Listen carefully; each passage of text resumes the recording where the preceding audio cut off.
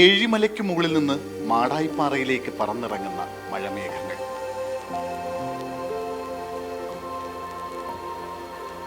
ചിങ്ങമാസം എത്തും മുമ്പേ പിറക്കും മാടായിപ്പാറയിലെ നീലപ്പൂക്കൾ. അത് കർക്കിടകപ്പേറ്റിൽ വളർന്നു പൊന്തും.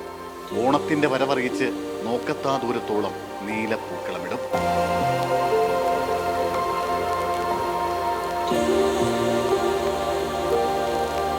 ഋതുക്കൾ മാറുന്നതിനനുസരിച്ച് നിറം മാറ്റും മാടായിപ്പാറ. മഴക്കാലത്ത് പച്ചപ്പാണ്.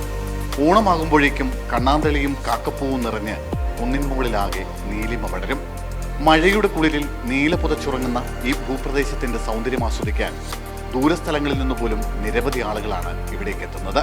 ഓണം വരുന്നതിന്റെ മുന്നോടിയായിട്ടാണ് മാടായിപ്പാറയിൽ നമ്മുടെ നീല പുതച്ച് കിടക്കുക. കാലാവസ്ഥാ വ്യതിയാനവും മാലിന്യങ്ങൾ വലിച്ചെറിയുന്നതും കാക്കപ്പൂക്കളുടെ എണ്ണത്തിൽ കുറവുണ്ടാക്കിയിട്ടുണ്ട്.